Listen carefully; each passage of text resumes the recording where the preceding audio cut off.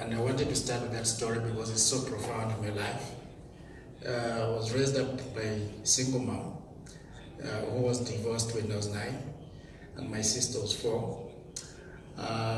And the way she raised us up, even when our dad disappeared, just made me believe that there's no difference between a man and a woman. And this is possibly why I'm here, raised by a woman, and I'm very proud of her, especially today because it's her birthday. Wow. So even when I ventured into work, it was so by coincidence that most of my bosses were women, and I must say that I think all women bosses that I've had have been extremely fantastic. So I've grown up really believing that there's no difference between a man and a woman.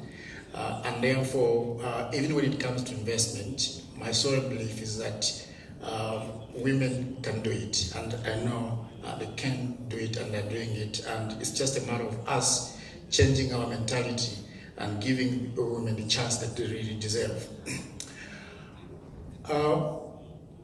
When we're talking about financial inclusion, I think hearing from since morning, it does appear to me that it's really about social norms. It looks like out there's a belief that women cannot, and then we've had systems that have gone out there to institutionalize that thinking and then make everything harder for women. So last week, I was more or less in the same hall actually.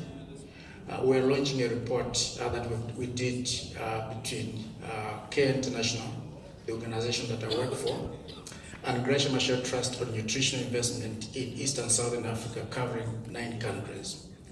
There's one thing that came out from that report, which I want to highlight, and I think it was also alluded to by some of the speakers earlier this morning, which was that the 10% investment in women delivers the same nutritional outcomes as 100% that is invested in men.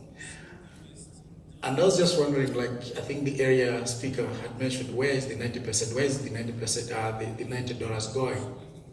I think all of us know there is actually a lot of efficiency in investing in women. And I think this is where, for example, if we start talking to banks, this is where we can gain traction. If we have bankers here, I think they will agree with me. In the final round, they don't really care where that money comes from, unless you're talking about ethics. But usually all they want is money.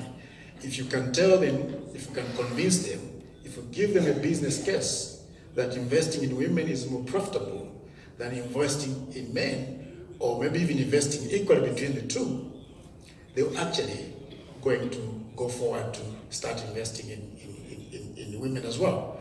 They remove all the barriers. They will start to listen to us in terms of what products will actually speak to women, because at the end of the day, they want to make profits.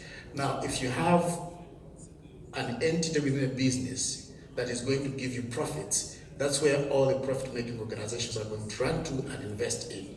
And what I'm trying to say is, it does appear for us that we've sort of depended quite a lot on goodwill, that people are just going to invest in women or women initiatives.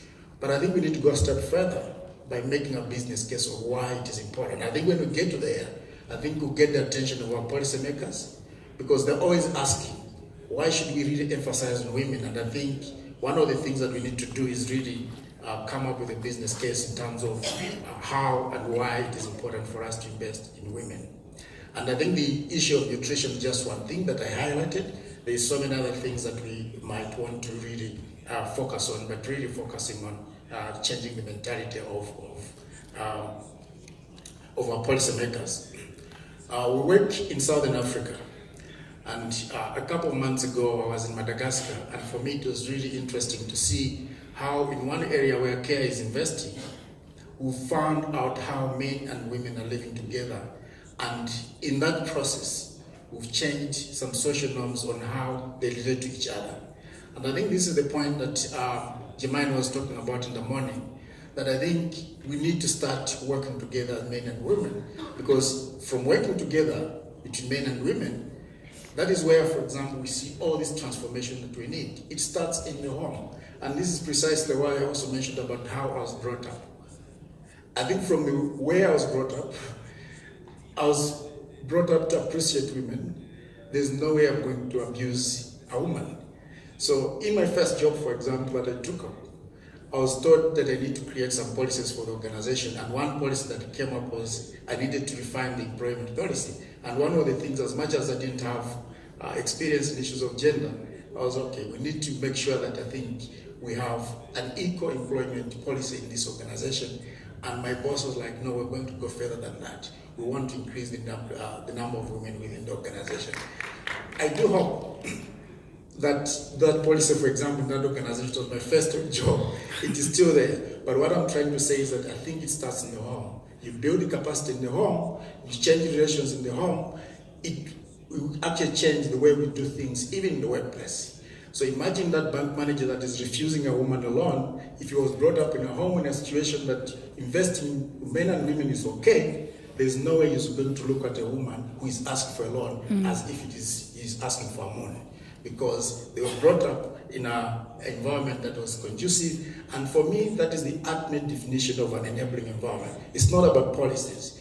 You go anywhere else in Africa, they'll tell you that we have a lot of policies. The challenge we've had is how to implement those policies. And usually, it's because you're just trying to tick a box that you have a policy and there's no intention that you really want to implement these policies. It starts with us, it starts with our attitudes, and then it's going to actually permeate to the rest of what we're going to do. And ladies and gentlemen, that is what I thought I would help in terms of setting the scene. It starts with us, and I do believe that I think nothing will change if nothing changes. So we start to make those changes within ourselves. Thank you.